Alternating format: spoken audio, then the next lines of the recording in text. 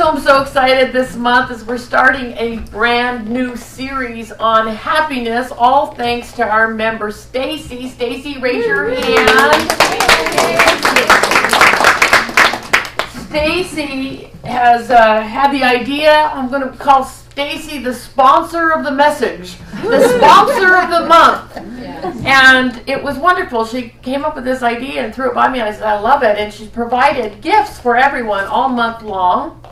And you found on your seat a bracelet. How many of you have your bracelet? Yes. If you didn't get one, take it. And you can take one home if you have somebody you want to give it to. And we're going to talk a little bit about that today. Using our bracelet as a reminder to choose happiness this month. Would that be good? Yes. I'm ready to choose a little happiness. I'm ready to choose a little happiness. I know you are. You know, the ancient Egyptians used to have a belief system that when they passed to the next world, they were basically asked two questions. One is, how much happiness did you have in life? And two, how much happiness did you contribute to others? And really, when we think about that, it's pretty profound. It's pretty profound. So I invite us to look at this a little bit. Today we're talking about practicing happiness. And we know that all practice, in order to give something to someone else and to contribute to someone else's happiness, we need to be able to access it here, don't we? And I'd like to share a little bit from Michael, a singer. Have you heard of him? Anybody? Mm-hmm. So he's the author of The Untethered Soul. And he talks about happiness, actually happiness as a spiritual practice. That our desire and intention to live as happiness as our goal post, so to speak, that in itself is more profound than anything else. And on the spiritual practice, that it will not lead us astray. See, I don't want to be led astray. I don't want to be led astray. So thank goodness happiness is going to keep us on track, right? All right, can I have an amen? Amen. All right, good. Just want to know you're there. Okay? Well, I just want to know I'm not here alone, that I'm here with us in the community participating in happiness, yes? Yes. So let's hear what Michael had to say about it, could we? Yes. He says, to begin with, you have to realize you really actually only have one choice in life. How many? One. He says it's not about your career. It's not about who you want to marry. And it's not even whether or not you want to seek God. People tend to burden themselves with all these complicated things. He says, but in the end, you can just throw it away and make one underlying decision. Do you want to be happy or do you not want to be happy? Or do you not? Yeah. We got it. We got it. He's a smart.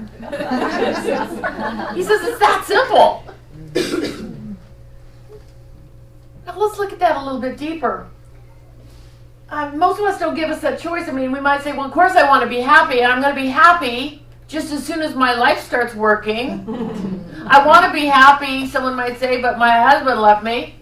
I want to be happier, but my kids are driving me nuts. I want to be happy, but I have this horrible boss. You know, we want to be happy as soon as these things get fixed outside. But the spiritual path and the path of happiness is inviting us to say, I want to be happy no matter what. In other words, our happiness is not dependent upon external circumstances. My happiness is not dependent on external circumstances. Happiness is not dependent on external circumstances. Awesome. Now, for example, if you were starving, you've been out in the woods or someplace for a long time, you couldn't find any food, and you tripped upon a house, and you were so starving you could barely get there, and you'd open the door, or they'd open the door, and they go, oh my gosh, do you need some food? You're like, and if they said, what would you like? You're like, I don't care. Like, you don't care. You don't have any mental preference about what to eat. You're not going to say, well, let's see. I think, I'm a vegetarian, I'm a vegan, so make sure it's vegan. No nuts, please. But you are not. You're gonna, whatever they give you, you're gonna eat it. It's gonna be food for you. And that's the thing he talks about, is letting go of our mental preference. Like, we have a mental preference for happiness. What will make us happy? So I have a mental preference. Oh yeah, if there's plenty of money in the bank account, then I'm gonna be happy. I'm going to have if my children are really nice to me and they say I love you every day, I'm going to really be happy. I'm sorry, I just got taken away into wondering when that could happen. So, in other words, we have the mental preferences of what things need to be like. But I don't know about you, but I've discovered in life and on the spiritual journey is that the spiritual journey and the desire for happiness is our ability to be with things as they arise. And to still not lose our center. And to even be with the times when we're not so happy, but we don't get lost. We can keep coming back. Even when we don't feel happy. It's not a crime not to feel happy. We're in the middle of lots of different things. We have ups, we have downs, we have ups and we have downs.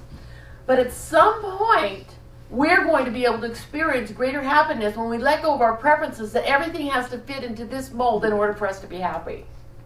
So Michael Singer says this, if you decide you're going to be happy for the rest of your life, you will not only be happy, you'll be enlightened. Because unconditional happiness is the highest technique there is. You don't have to learn Sanskrit or read the scriptures. He says, but you just have to mean it when you say you want to choose happiness. And you have to mean it regardless of what happens. And once you decide you want to be unconditionally happy, something inevitable will begin to challenge you. And this tests your commitment. But this is what the spiritual path is all about. The spiritual path is about commitment. It's about returning to the source of our happiness again and again and again. It's not that we don't get off, but it's that we return. We return to the place of happiness. I can return to the place of happiness. So, I'd like us to look at the bow and arrow philosophy. Could we for a moment? Sure. Now, if you have a bow and arrow, you've got your bow, you put your arrow in, and you pull it back ready to shoot. And there's an important thing about that is you have a focus and you have an aim, right? So wherever I focus and put my bow, my arrow will go there, basically. Now the universe doesn't say, I think we'll take that arrow and move it over there.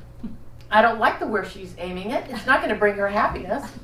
I'm going to go ahead and take it and move the arrow over there. The universe doesn't do that. The universe is in complete support of what our focus is.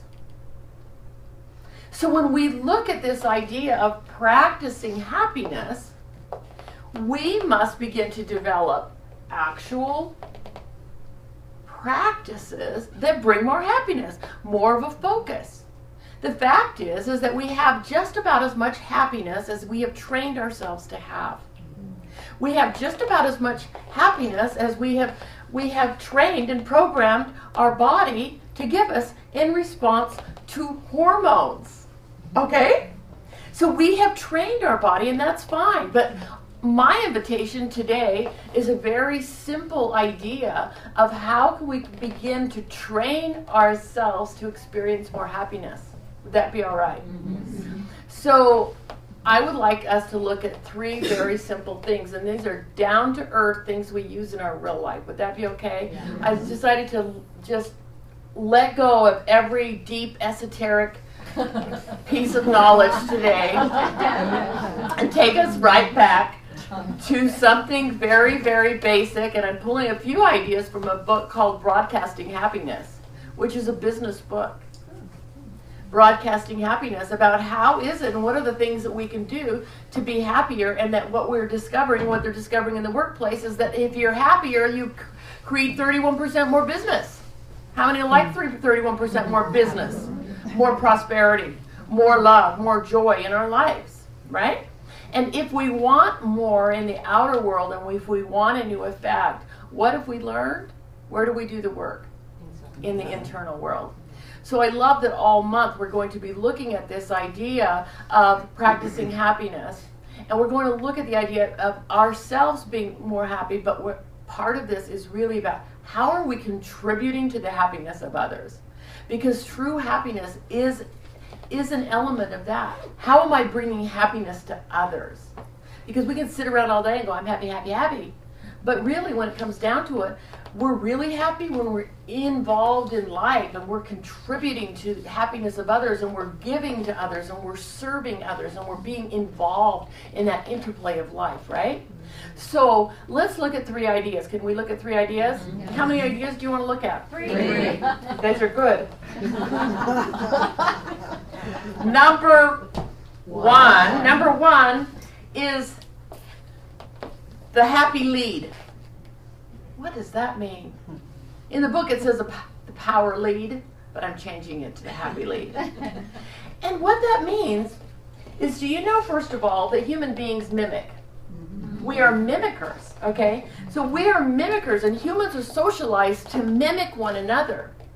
And when you meet somebody, or when you're in a meeting, or you're with your family, or the person that says something first will direct the entire conversation. Okay? So for example, the author talked about this. That she'd go into the office, and she was a newscaster. She'd go in, and somebody say, how are you doing? And she'd go, because she worked all night, first thing out of her mouth would be, oh, I'm so tired. I'm so tired. And then she went on to the latest drama or problem that she was having. And the entire office would pick up her lead, and they'd jump on the bandwagon, and then they would talk about how tired they were and about their problems in their life. Does that sound familiar? Oh, yes. That's right. But that when we're contributing to happiness, we can do the happy lead. And that means that we're the ones that instigate a positive idea first thing.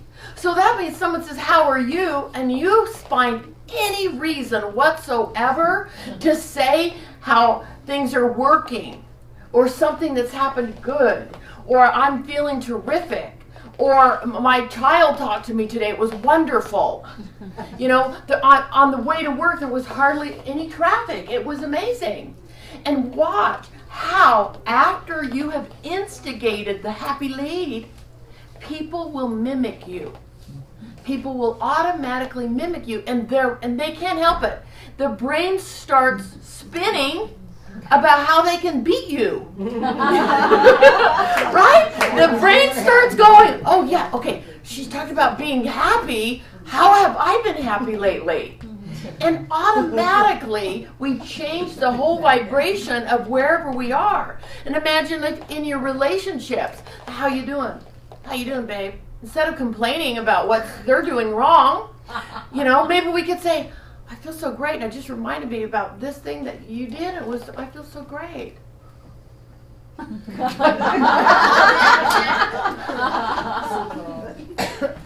What about with the starting with the children or starting with the friends? The idea is I can create a happy lead. That means that I can be the one to instigate a positive, happy conversation. And it doesn't have to be so profound. It doesn't have to be anything more than just a shift of happiness, just a little bit.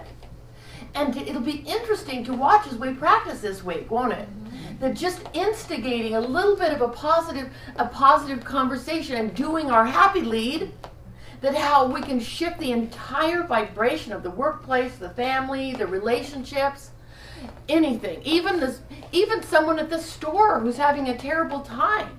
What if someone's so crowded and you waited in line an hour and you finally get up there and they say, how are you doing? And you said, instead of complaining about the line, if instead you said, wow, well, I was waiting, I had an opportunity to see how amazing of a job you did handling all these people, way to go.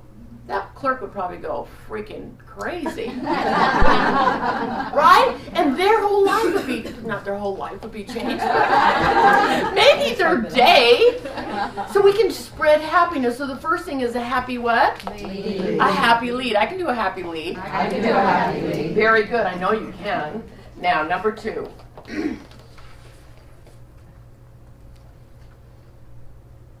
Oh, that was funny. I forgot to tell you about it. We want to know. We want to know. Okay, do you have a friend? You ever had a friend and they constantly bring you the public service announcement of what's going wrong in the world? Have you ever had one? Like they consider it their job to make sure, like they'll come in out of the blue and go, did you know that there are more germs on your computer keyboard than a toilet? It's been proven. It's been proven. Or did you know that there are more accidents this time of the year? I saw it on the news, and they're all over the place watching the news because they are the PSA, the public service announcer, right? And they're coming with it. But so I just wanted to warn you about that person and invite you not to be that person, right? But to so that you can be prepared for that. Okay, I know it's out of whack, but I thought it was funny. Did you think it was funny too? Okay, because I have a great sister. She's like that. You know, I can always count on her to come up with every reason why it's dangerous. You know, it's very dangerous. It's very dangerous out there. Yeah. All right, that's okay. Number 2.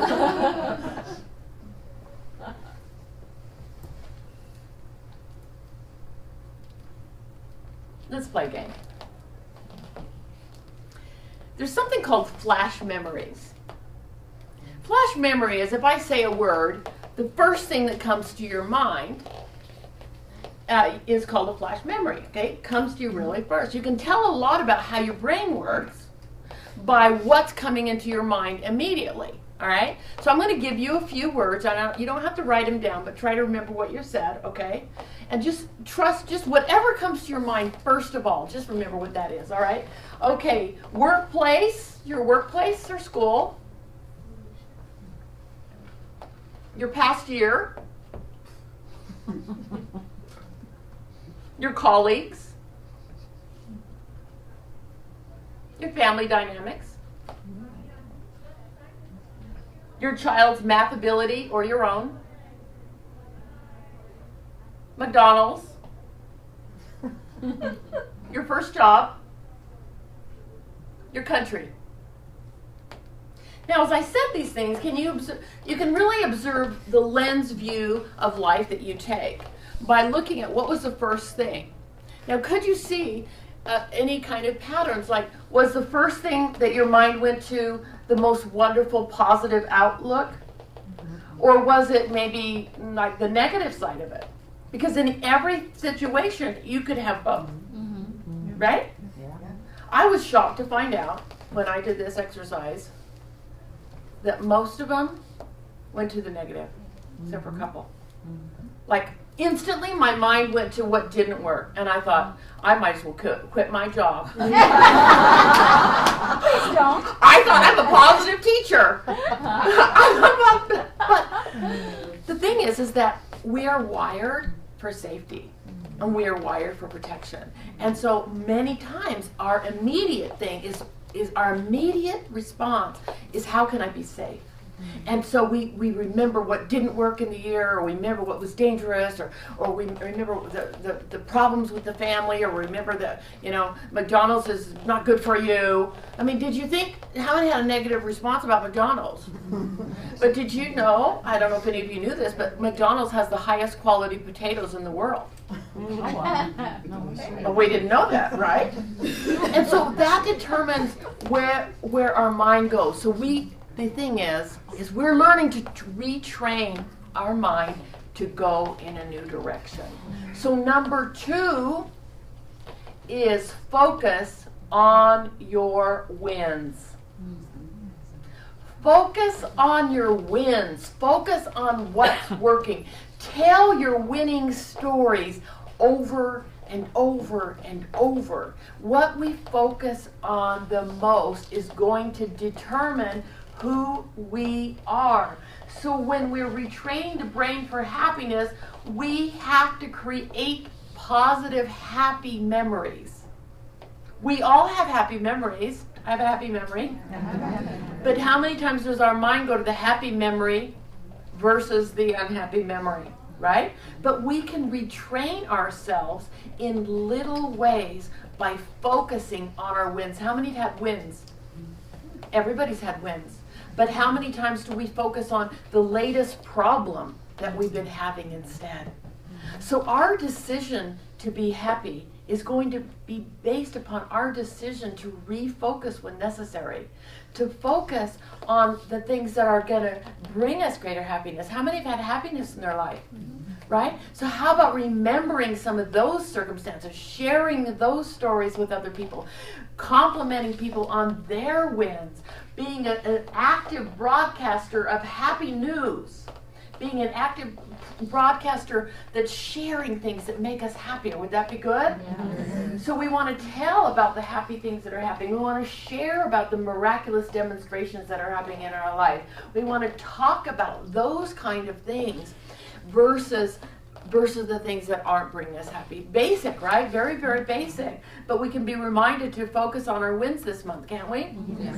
And focus on the great things that are happening. And maybe instead of focusing on maybe the holiday season isn't what you wanted it to be, maybe we could we could remember the wonderful holiday seasons we have had, and we can begin to bring that peace and joy to whatever is happening here. Would that be all right? Yes. I can do that, Rev. I can do that. All right, number 3. Are you ready? Yes. Number 3 is I ask questions that spark happiness and possibility. The kind of questions that we ask determine the kind of lives that we have. When we ask a question, our brain automatically starts to find the answer. When we ask a question like, how am I going to deal with this problem? How am I going to be with this sickness? We're in a coping mode. But what if we said, hey, what else is possible? What else can happen? What else great can happen this month? Do, be, or say that can contribute to mine or other people's happiness, right? What kind of questions are we having? What about what is working well that we need to do more of? So like what if in our workplace, instead of focusing on what's not working and in our meetings and such, and in our families and in our relationship, what is working well that we can do more of? That's a whole different conversation, isn't it? Instead of what's not working here. Let's all talk about what's not working. What's working well that we can focus on? What's working well that we can focus on? What's going great today? What else is possible? How much better can it get? Let's say that. How much better can it get? What else is possible? What else is possible? What is right about what I'm not seeing? What is right about what I'm not seeing? What would I be willing to let show up in my life today? What would I be willing to let show up in my life today? What are my 3 greatest strengths? What are my 3 greatest strengths? What was the best part of my day? What was the best part of my day? So we look at those things and we look at the kind of questions that we ask. And when we ask those questions, something within us starts to find the answer. It automatically starts to find the answer. So when we make happiness our goal, when we make happiness our goal, it can start to shift us. And what it does is it helps us to be and process when we're not happy. Right? Instead of allowing it to just take us asunder for the next year or 2, we can be with that which is there and remember that something underneath that is happy, because something underneath that is divine. That we are connected to the presence, our higher power, the divine God, and that is our truest happiness, and that's never going away. And we can continue to come back and return back to that. And that alone truly brings us the kind of happiness that we are truly seeking. And we can remember 3 little things, and our bracelets can help us do it. When we find ourselves burrowed down in the negativity of what's not working, we can remember, I'm going to have a happy lead. I'm going to give a happy lead. I'm going to say something positive. Or we can focus, if we start focusing on what's not supporting us or what's not working, we can see our bracelet and remind ourselves that I can focus on what has been working. I can focus on the successes I have had. I can focus on the things that have worked tremendously well in my life. And number 3, what kind of questions can I ask when I'm feeling a little bit down? instead of asking the questions that are going to take me down deeper into that rabbit hole, maybe I could turn that question around and say, what could turn this situation around? What will bring greater happiness in this situation? What will bring greater money and finances to the situation? What will be a contribution to this situation? And when we do that, we can be a contributor to happiness. I want to be a contributor to happiness. I am a contributor to happiness. I am happy this month. Because I give happiness to others. I'm so grateful. And so it is. And so it is. Yes. Yes.